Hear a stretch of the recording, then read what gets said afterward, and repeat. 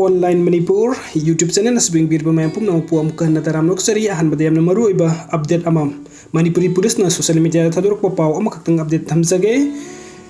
ngarang numidang pung teret rom tarak pa adwaida porompat Imphal East District ke porompat police station na manung chanba Wangkheigi Thoudokta Meeoi da leiba additional SP Imphal West Moirangthem Amit MPS son of Dr. M Kula Singa of Wangkheigi Thoudokta Meeoi gi yumda sakangdaba kulai paiba mioi chani muk laklaga SP additional SP gi yumda akai atoi thokhalamle Pausita badagi ahenba security force sing mafam adu da thomjilaki police ki action da mioi ani Asok Apan Nangkhi haiba mioi sing adu di Ravinas Moirangthem sahi kungamari son of M Ranjan of Kwakaithen Akham Lekai amasung Kanguzam Bhimsen sahi kun care of K Abosana of Khongman Basikong haiba mioi ani isi sokhi aduga makoi ani isi porompat leiba Jenims Hospital da lekanaki haiba mioi sing aduna Imphal West District ki additional SP Moirangthem Amit amasung mahaki escort ta yawa personnel ama overpower tawraga faraga purure kona thangda Kwakaithen konjeng awang leikaida makoi animak rescue to bangamkre aduga makoi animak ras medicity da laikanakre a case has been registered in this regard and investigation has started thaudu asigi matang da case ama laukat kre aduga investigation su haukre hairi akupa phau phangbaga I update tawjarake mayam aduga mathangi update asina kanglei paki mairagi editorial kalam digi lokachege CM na Manipur gi rang loisinaba political dialogue tawba hore phongdokhiba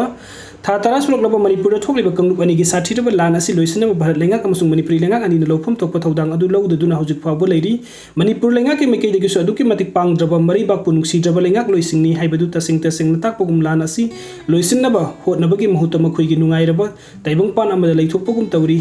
asi leibak miyamna aduki matik pena da haibadu oire serkas dan hanpang thoki ba salary singi numit ki thorom da chief minister N Birena Manipur gi irang asi loisin na ba hona ba political gi oyu isu ama purak na ba dialogue sa taba hore haina yamna isang thona phongdokre thiam na phongdokli ba wafam asi thengna su thengna leibak miyamna taba fanglakpada lan asi loisin ba lengak na thabu khardi paikhatli haibasi khanbagum tawki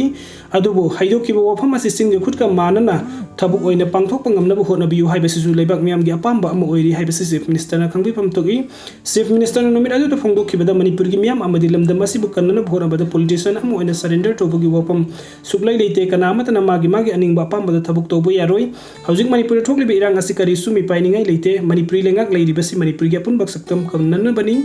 politician ama oina isagi famdagi iribak Manipuri kanban Henna Maruoi tungi mirol gi damakta ne na taba punsi mahing ama piram bahai basi rajniti tawriba ikoi ki ithawdang ni haina CM na phongdokhiba asimak yamna thagat ningai ni adubu mamangi matamda CM na tawgani haiba thabuk kaya thabuk oina pangthok pangamdana laki masigi mathakta lemna khak tharoi haiba wafam su kayarak hanna khudombis singduna phongdokhiba leikre maduna handak chief minister na phongdokhiba wafam sing asi ningthauna ngangba wa leibak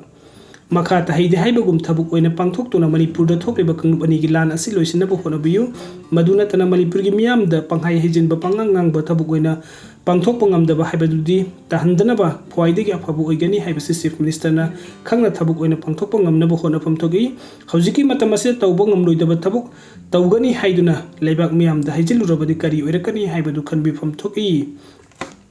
video sing bibagi damak tumayam pum na po amuka hanna Tagat papungkuk sari ano update kita mukta online Manipur YouTube channel na subscribe to biramu. Thank you.